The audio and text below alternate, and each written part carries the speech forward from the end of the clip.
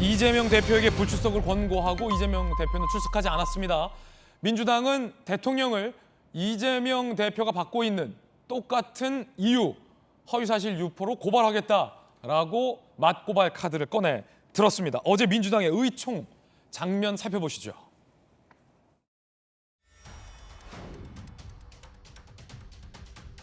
민생이라고 하는 정치의 기본으로 돌아가자라고 누차 강조했습니다. 그러나 안타깝게도 윤석열 정부는 국민의 기대와는 완전히 정반대로 행동하고 있습니다. 민주당은 민주주의를 퇴행시키는 시도에는 단호하게 맞설 것입니다. 맞서 싸워야 됩니다. 힘차게, 멋지게, 쫄지 말고 화이팅 합시다. 당대표가 직접 출석해서 소환에 응해서 조사하는 것은 맞지 않고 서면 조사로 대처하는 것이 바람직하겠다는 뜻을 적극 권유하기로 의견을 모았습니다.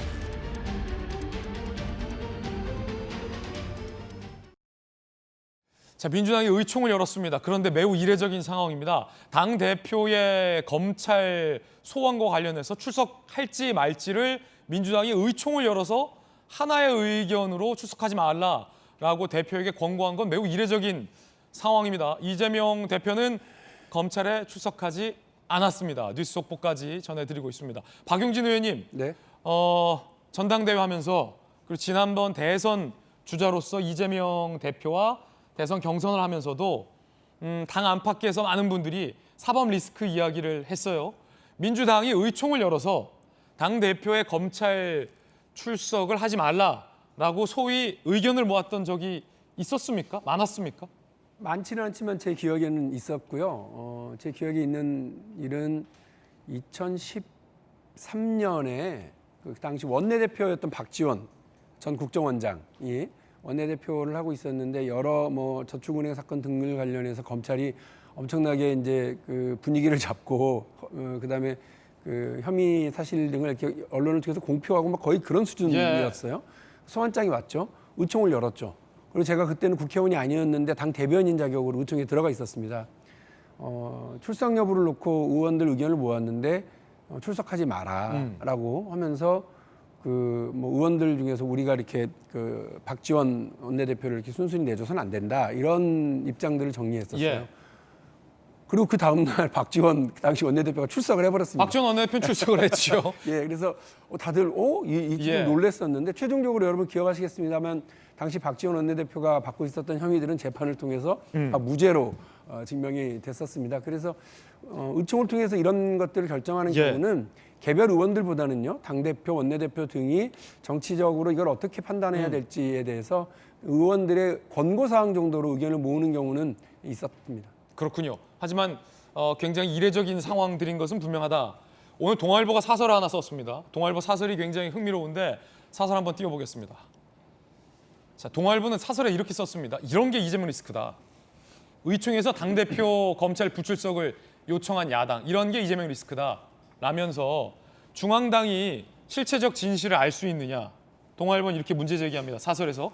그러면서 이재명 의원이 지난번에 허위사실 유포로 대법원에서 무죄를 선고받았을 때는 검찰에 출석했는데 그때와 지금이 뭐가 다르냐라고 동아일보는 묻고 있는데 어떻게 보십니까? 오늘 아침 안호영 수석 대변인의 이제 그 입장문을 발표했거든요. 그러면서 이재명 당대표가 출석하지 않는다. 서면으로 대체하겠다. 그리고 서면으로 진술을 해서 이제 보낸 것으로 알고 있고요. 다시 말씀드리면 그 검찰은 두 가지 입장이었어요. 하나는 검찰 좀 수사를 이제 하고 있는 검찰 쪽에서는 서면에 대한 아무런 대응이 없었기 때문에 직접 진술하실 수 있도록 소환장을 보낸 거다. 이제 이런 입장이었고요. 약간은 뉘앙스가 좀 다른데 이원석 검찰총장 후보자의 경우에는 진술할 기회를 보장하기 위해서 그렇게 한 거다. 우리라고 야당 대표 부르고 싶겠냐 이 얘기였어요.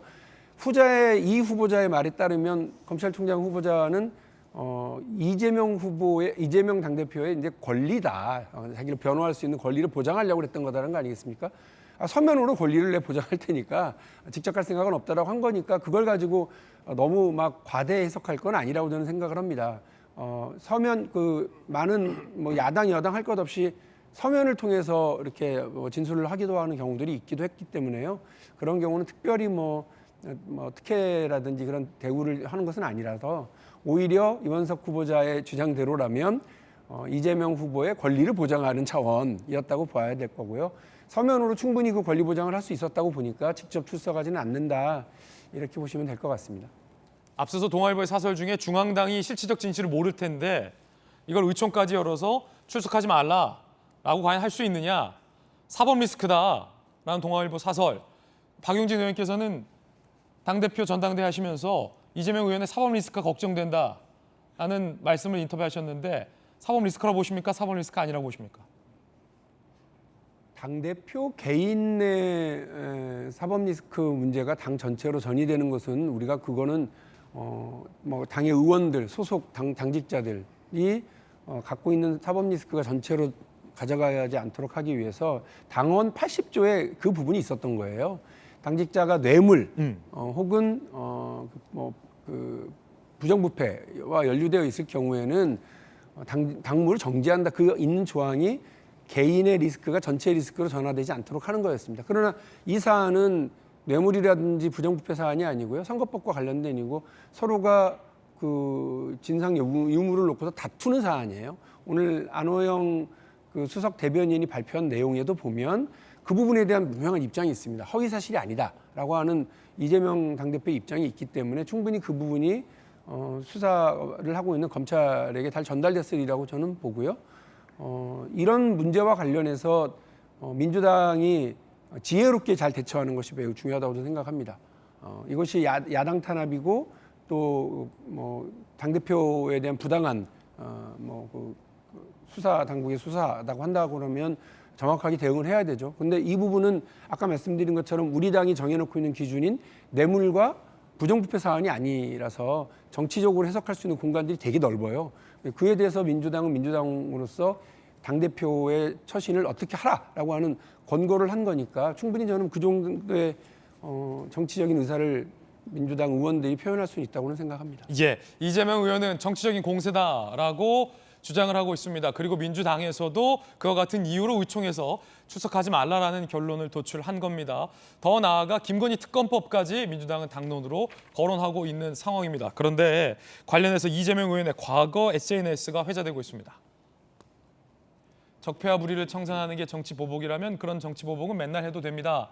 라는 이재명 의원의 SNS가 다시 회자되고 있기도 하다라는 겁니다. 여당에서는 어떻게 봅니까? 민주당이 의총을 열어서 결국 이재명 대표가 출석하지 않았고 이건 정치 공세다라고 민주당이 거의 당론 비슷하게 지금 규정을 했는데 여당에서는 어떻게 보십니까? 그 이재명 당대표 개인의 사법 리스크가 이제 민주당 전체의 사법 리스크로 전이되는 과정이다 이렇게 보여지죠. 사실 이재명 대선 후보가 대선에서 낙선하면 보통 한 1, 2년 정도의 휴식기를 가지는 게 정상이죠. 바로 뭐 국회의원 선거에 나가고 당대표 선거에 나가는 일은 없었습니다. 그런데 이재명 후보는 아주 독특하게도 다른 사람들의 행보와 달리 대선 패배의 책임이 있음에도 불구하고 국회의원 선거를 나가서 지방선거를 패배로 이끌고 또 지방선거에 패배가 있음에도 불구하고 또 당대표 선거를 나가서 우리 존경하는 박용진 의원과 이제 결전을 했는데 박용진 의원께서 그때 당시에 이제 사법 리스크다 지적을 했었어요. 그런데 또 오늘은 이제 또 이재명 대표를 또 많이 감싸는 모습을 보니까 참 훌륭한 인품을 가지신 분이다라는 생각이 들고요.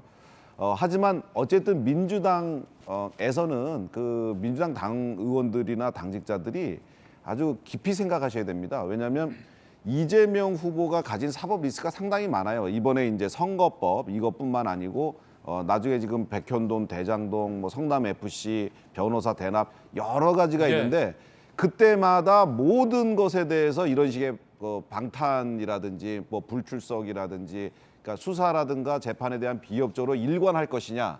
과연 그랬을 때 국민적 저항이나 국민들이 민주당을 바라보는 시선은 얼마나 차가워질 것인가. 이런 것을 고민하면 지금 너무 강공 모드로 무조건 뭐 싸워야 된다 하면서 재판 출석하지 말고 그리고 받지 말고 이런 식으로는 국민들의 공감을 얻기 어렵고 특히나 뭐 지금 우리를 뭐 공격하니까 당신들도 당해봐 하고서 막 고소 고발을 남발하는데 그런 거는 정말 오히려 실체적 진실을 가리기 위한 어떤 그런 잘못된 행동 아니냐라는 오해를 국민들한테 충분히 불러일으키기가 쉽습니다. 그래서 저는 차가웠고 냉정한 시선으로 당 대표의 사법 리스크가 민주당 전체의 사법 리스크가 되지 않도록 민주당 구성원들이 현명하게 행동해야 된다라는 말씀을 드리고 싶습니다.